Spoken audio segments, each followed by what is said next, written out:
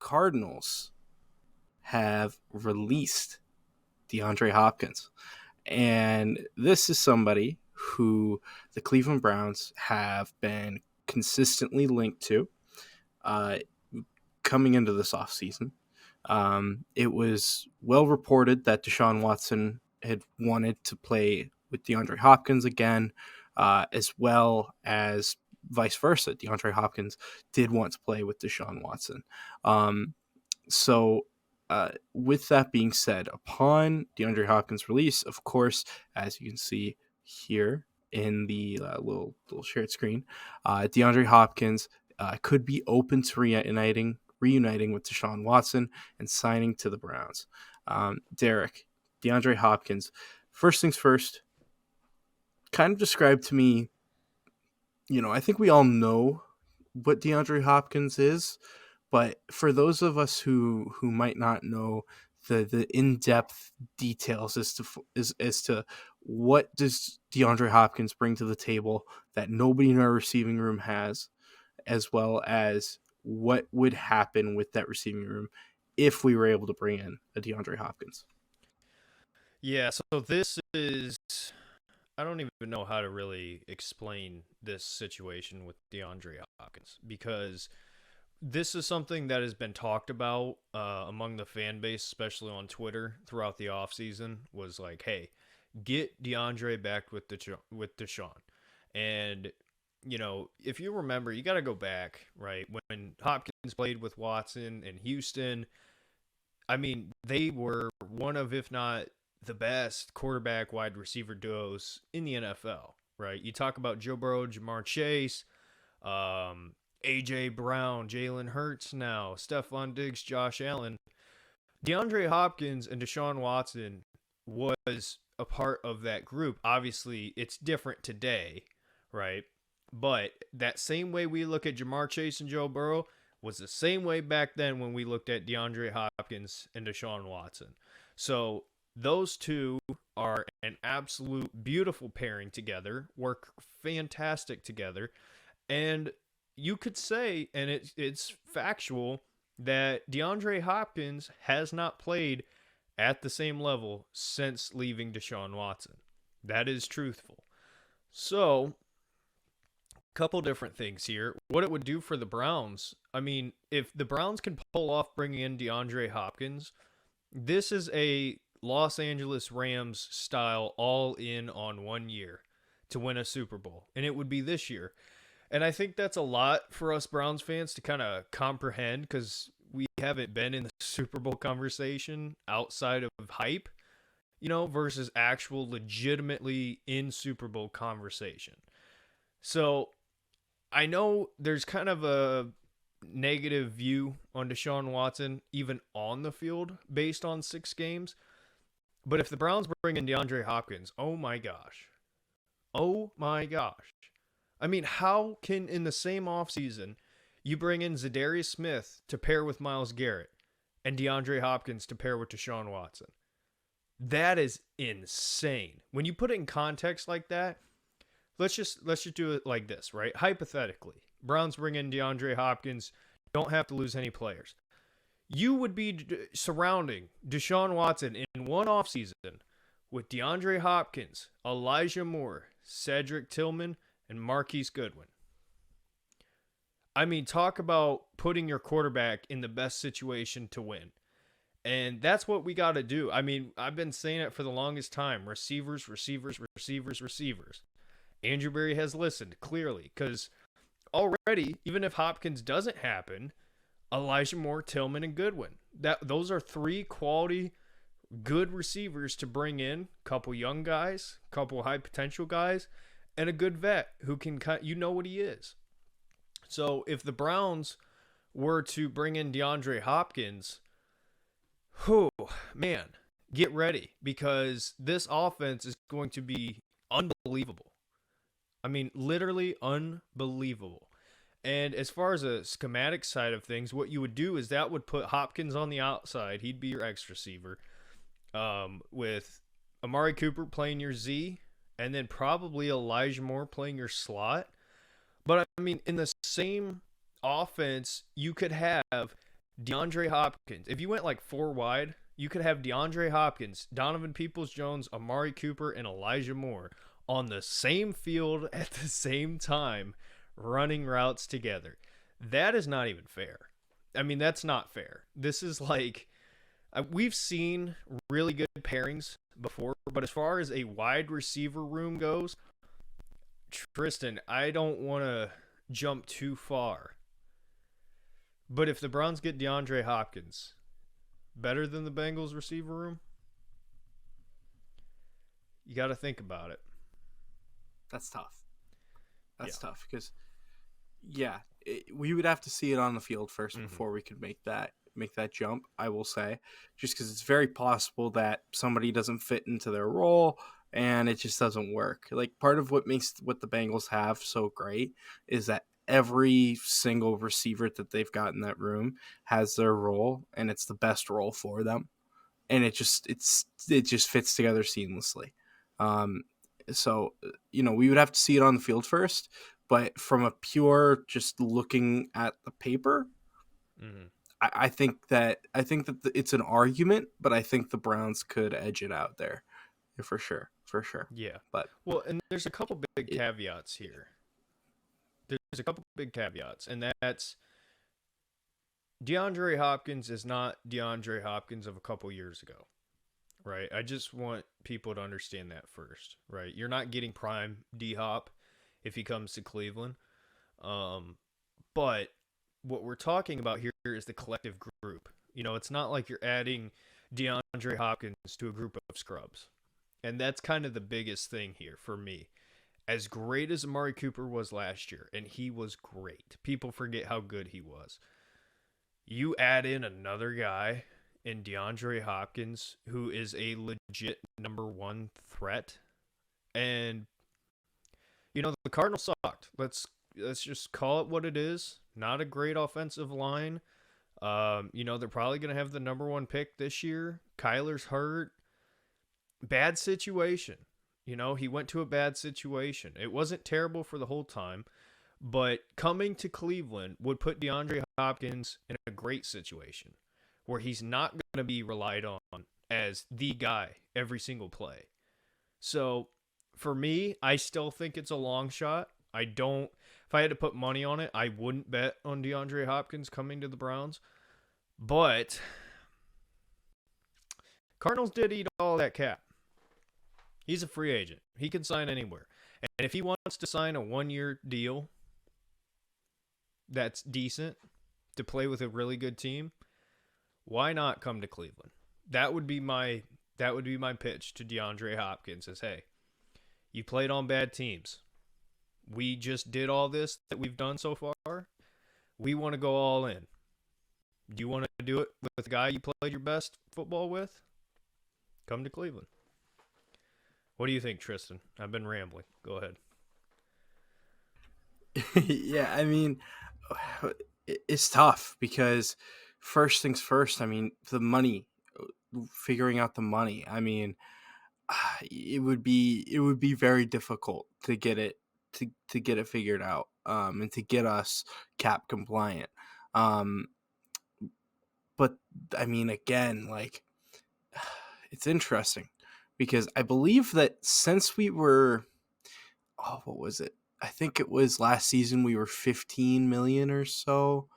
No, it was more than that. We were like 20 to 30 million below where the cap ceiling was. So I think we're allowed to go over the cap this year, if I'm not mistaken. The cap rules are so weird. Like, it's just, it's weird. It's difficult. But I would say this: if there is a possibility that we could make it work, I think Andrew Berry's gonna try and get it done, and I think he could get it done.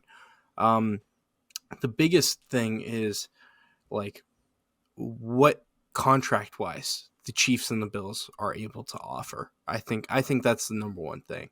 Um, for me, I don't see the Bills. I just don't see it. Um, I don't think that their ownership is gonna do the things that Browns ownership has proven that they're willing to do time and time again, which is constantly reworking their contracts and structuring it in ways where you're paying more money but you're getting a lower cap, stuff like that. So I don't know. I just don't know if I see that from the Bills perspective. I don't know if I see them doing that. Even though I think that's probably, I don't know about the best fit, but it's a great fit. Um, and then you've got the Chiefs, who that's tough. That's tough because you instantly see how he could slot in there and be fantastic for them. Um, and I think that's probably where he'll end up personally. But I don't know as though they're willing to. I don't know if they're going to be willing to offer him the money that he's going to want. And so that's where I think the Browns have the opportunity to swoop here. It just, are we able to make the cap work? I think if we're able to make the cap work, we'll give him the best offer. I don't think that's a question. It's about if we can make the cap work. And if that happens and if we're able to do it, Jimmy Haslam is going to do it. And I think honestly, like, Haslam had his fair share of criticism in the past, rightfully so, but he, the past several years, has spent the most money on his roster in the NFL. Like, ever since 2 years ago, since we made that playoff run, like, he has spent the most money on his team, other than, I think it was the Rams last year. I want to say it was like 1 year where he was number 2 instead of number 1 in total team spend. So I mean, listen, he's doing everything he can to help get this team to a point where it can win a championship. Even if we don't land D-Hop, we've got to contend. We have to. Like, this team is too good, has too much talent, has been invested in too much to not contend. But with that being said, if we are able to make D-Hop work, I would love it. Don't get me wrong. I would be over the moon about it. I think we move off of one of the receivers that we really like. And that the receiver I think we actually move off of is DPJ. I think that we would find a trade partner for him because he is at a low value. He's on a low contract for one more year. Yeah, low cap. And not only that, but also he's shown some flashes. I think that there will be a team like the Lions, maybe, or some team like that, where like they're on the bridge of being a playoff team, but they're not quite there, so they're willing to take a swing, like a cheap swing. Like, DPJ would probably get like a 4th-round pick for, honestly, maybe a 3rd if there's a bidding war for him, but I don't see it. So I think he would be the guy going out the door, not only because of the fact that we'd have too many receivers. I also think he's in a contract year, and he doesn't have the numbers that Amari put up last year. And Amari's kind of carved out this role for himself already, versus DPJ. He's already going to be fighting for more minutes on the field, or more downs on the field, I should say, because Elijah Moore's come in. So I think DPJ would be moved on if we did this move. But I'm not going to lie. It's a ruthless business. We got to be ruthless. I would do it. I would still do it. Just because I think DeAndre Hopkins brings something that DPJ just doesn't. And I don't think that's like a bad thing on DPJ. He's a very talented receiver. We both agree here. He could be a very good number 2 receiver in this league. But DeAndre Hopkins has proven he has the ability to be the number 1 receiver in the NFL. And with already having a chemistry with Deshaun, it would be extremely, extremely exciting to see it. And I'm kind of always peeking at my phone here because I am just scared. Like, we're going to get a notification and we're not going to see it until we're done recording. Don't ask me why I think it's happening today. I don't know why, but I'm still going to be checking my phone. But DeAndre Hopkins, I'd love to see it, but there's a lot of buts when it comes to getting DeAndre Hopkins. Yeah, so the money thing and why that's important is the Browns have money coming in post June 1st from John Johnson and I want to say somebody else, but maybe it's just John Johnson. Jadeveon. Okay, so Jadeveon Clowney. Jadeveon and John Johnson's money will be coming off the books, and the Browns will have that to work with. So, as crazy as it sounds, thinking about it now, because go ahead. I just if that's what it takes, like if we're able to make it work after the June 1st money comes in, dude, how do you not say that this team should go to the Super Bowl? Mm-hmm. Like how do you not, like, whether you're trying to think like just like logically as a fan, whether you're trying to think like emotionally as a fan, like you got to feel like this has to be a Super Bowl run. Mm-hmm. I mean, we haven't seen the best of Deshaun Watson in Cleveland, but we've seen some glimpses that look really promising. But man, like, the thing I worry about for this year is are we going to have cohesion in the offense? Yeah. Because there are all of these new receivers, and majority of them have never worked with Deshaun before. And there was really only one guy that kind of got into that groove, like towards the end of the season, and it was Amari Cooper with Deshaun Watson. Everybody else, it felt like there wasn't like a lot going. I mean, I think we had maybe one good receiver performance outside of that, but we didn't have a lot going. So like, we're bringing in Marquise Goodwin, we're bringing in Elijah Moore, Cedric Tillman, good players that should make an impact, but haven't worked with Deshaun before. So we that's where, if the offense fails this season, it's going to be the cohesion with the quarterback in the receiving room. That's where it would go wrong, in my opinion. But yeah, sorry, keep going. No, I was just gonna say how you fix the cohesion and just the group as a whole. Bring in somebody Deshaun already has chemistry with. I mean, we've seen the clips out of camp so far. I should say OTAs, that Deshaun Watson and Elijah Moore seem to be connecting great, which is awesome. It's awesome for both of them because we desperately need that guy who can be versatile, who can play in the slot, be shifty, fast, but also can beat you deep. We need that. And if they're already building a connection, awesome. And the other one, Cedric Tillman. Cedric Tillman and Deshaun Watson have been some pretty interesting clips and highlights coming out of OTA. So,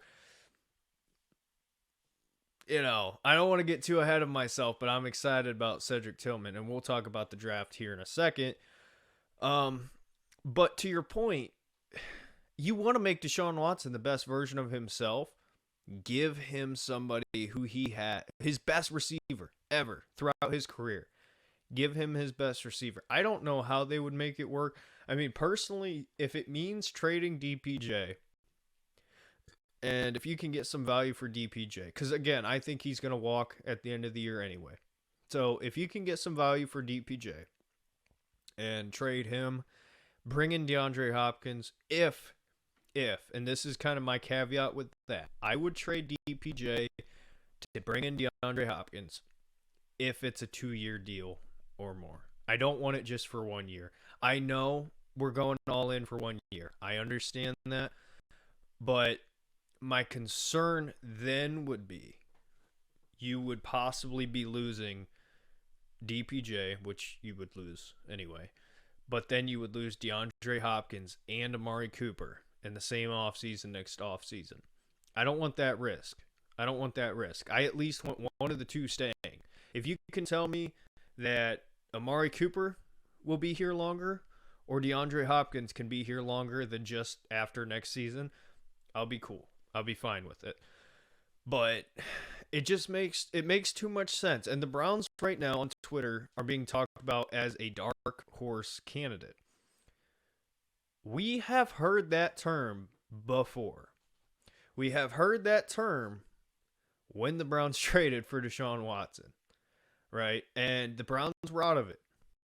They were out of it, and all of a sudden, the doors got kicked down, and he's a Cleveland Brown. So I'm not going to say that it is impossible that the Browns get DeAndre Hopkins.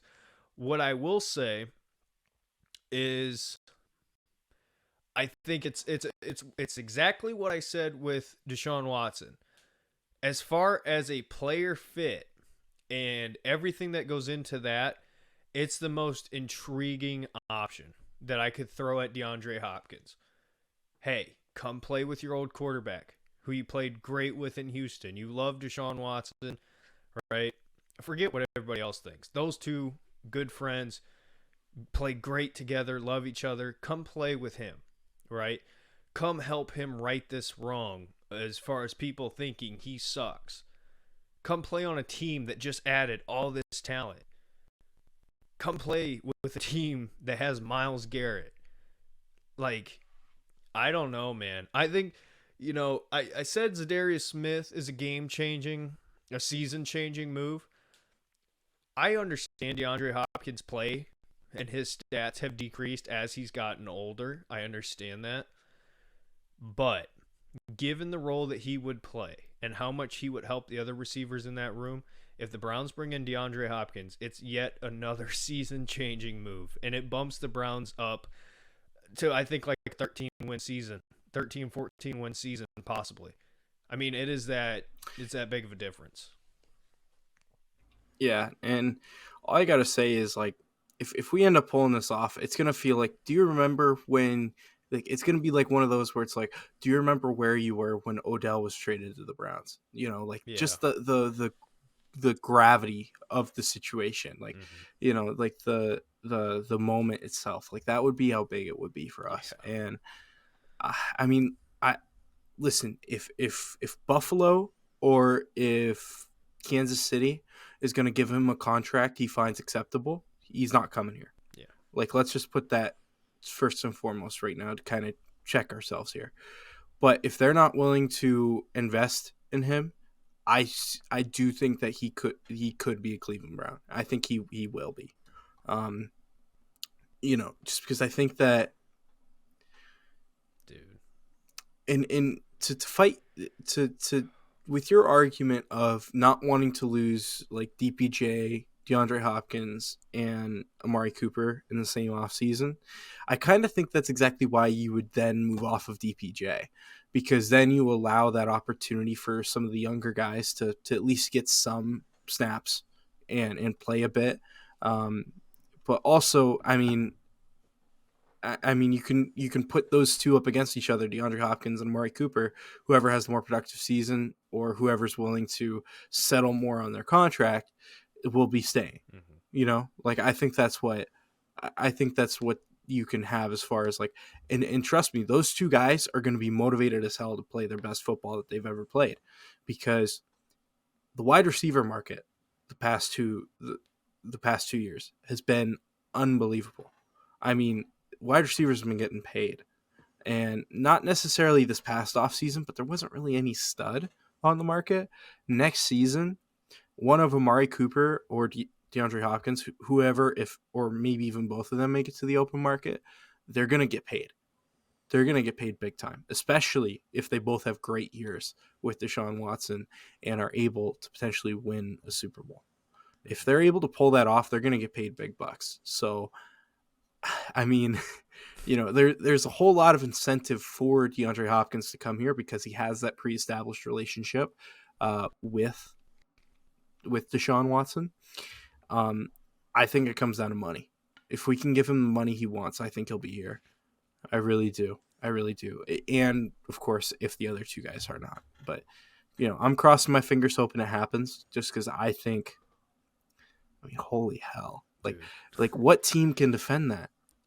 What team can defend that? Like pick your poison. Like, like that would be just unbelievable. Not to mention the fact that we would also still have Nick Chubb with that offensive line.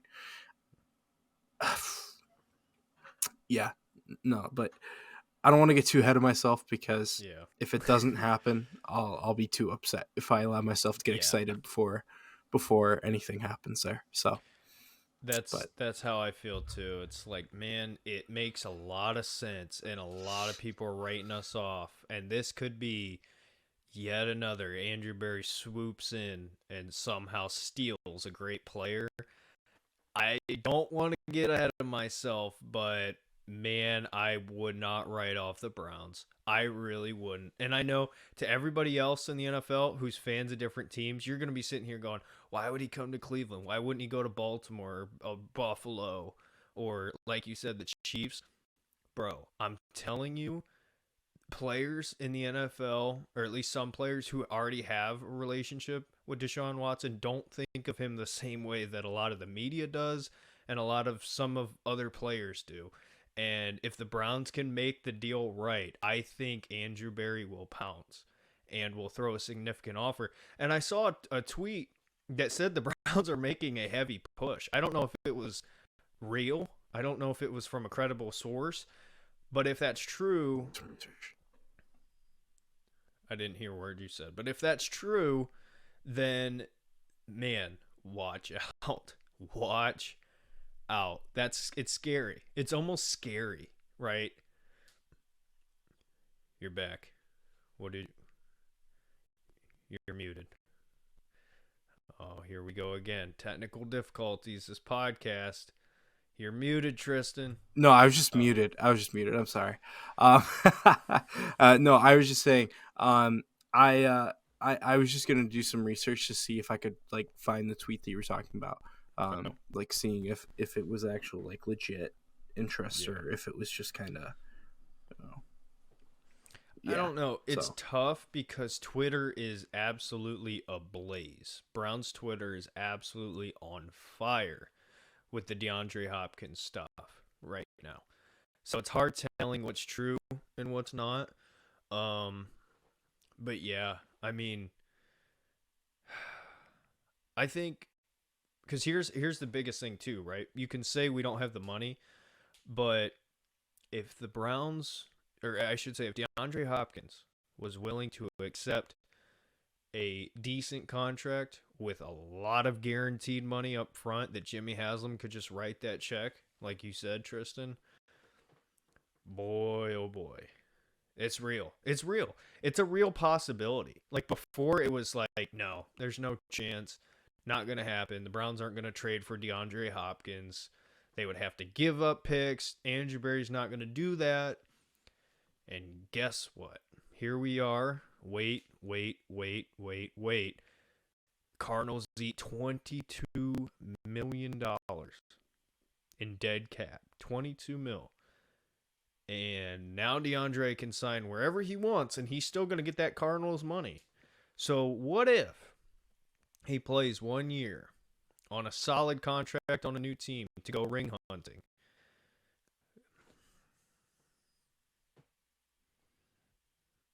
I don't know. Yeah. I don't know, dude. Yeah. Anthony the Schwartz, only thing I've seen is that the get ready to learn Browns Chinese, players buddy, because number have 10 been is going to DeAndre.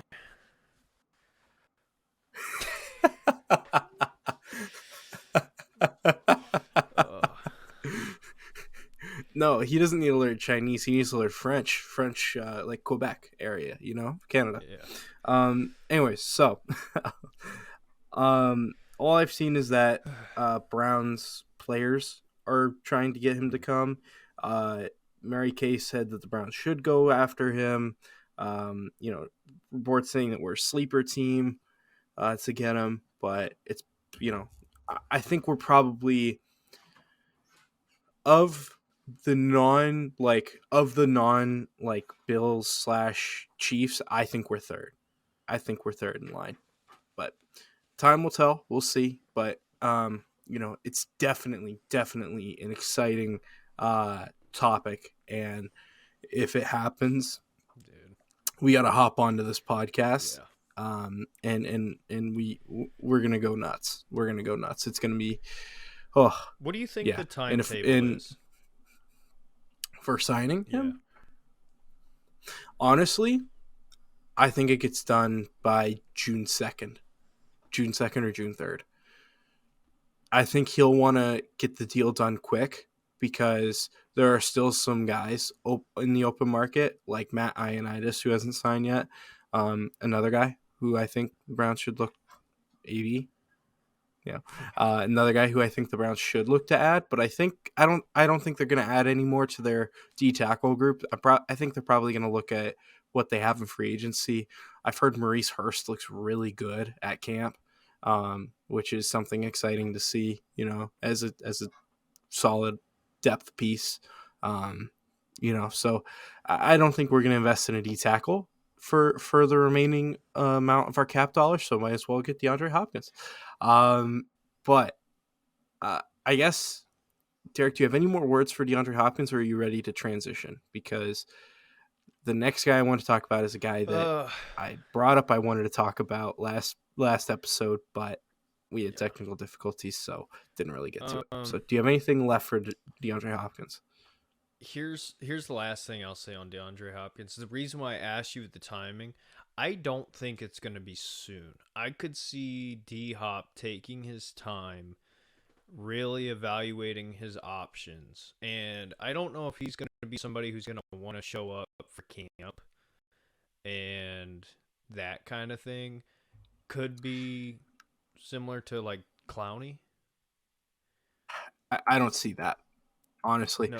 Because like the thing is, part of the reason why, and it's not because I think you're entirely wrong. I think you're kind of right with your thinking. Like in a perfect world, he would take his time with this decision and make it come like end of preseason or like middle of preseason.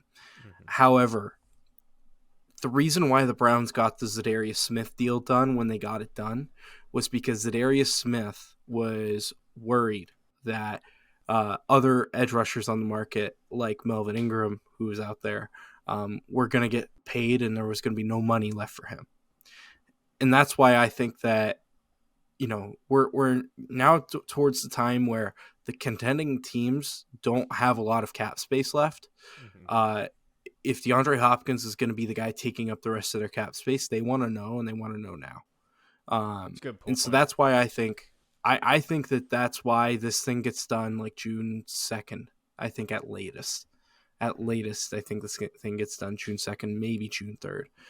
If a team that he really wants to go to is trying to figure it out cap wise. So that's my argument for why I think it's going to get done around that time frame. Yeah, that makes sense to me. That does make sense. I didn't think about it like that as far as like managing cap and who wants to go where. I didn't think about that, but yeah, who knows? Because I think the DeAndre Hopkins sweepstakes is gonna be interesting.